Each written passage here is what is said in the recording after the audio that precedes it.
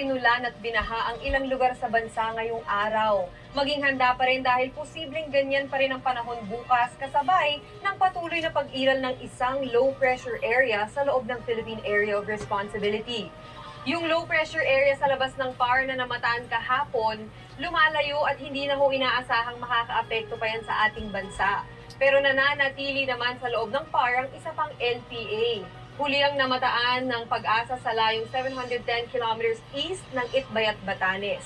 Sabi ng Pag-asa, mababa ang tsansa nitong maging bagyo sa ngayon, pero posible pang magkaroon ng pagbabago kaya laging tumutok sa updates.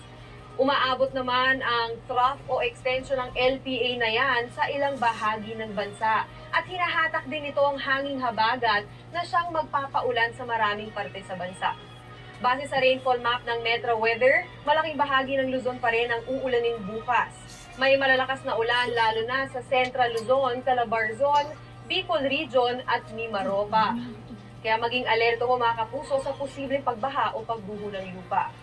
Sa Metro Manila, katulad po ng naranasan natin kanina, may tsansang maging maulan ulit bukas sa ilang lugar. At dito ko sa Caloocan, Quezon City at Marikina, nakikita natin kanina na nag-o-orange ang kulay. At ang ibig sabihin po niyan ay heavy rains. Kaya posible ang magtuloy-tuloy sa hapon kung kailan mo yan lalakas din ang pag-ulan. Para naman sa mga taga-Visayas, malawakan ng ulan lalo na po sa hapon. May matitinding ulan sa Samar at Leyte provinces, pati po sa Central Visayas, Cebu, Bohol at Negros provinces. Halos ganyan din sa Mindanao kung saan maraming lugar ang posibleng makaranas ng matitinding pag-ulan.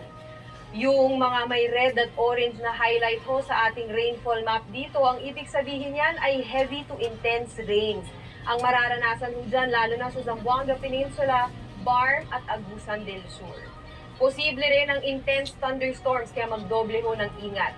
Gaya ng nangyari sa Davao City, kung saan kasabay ng mga pag-ulan na nagpabaha sa kalsada, nahagip din sa cellphone video ang aktual na pagtama ng kidlat. Mabuti na lang at hindi ito tumama sa mga residente at walang naiulat na nasaktan.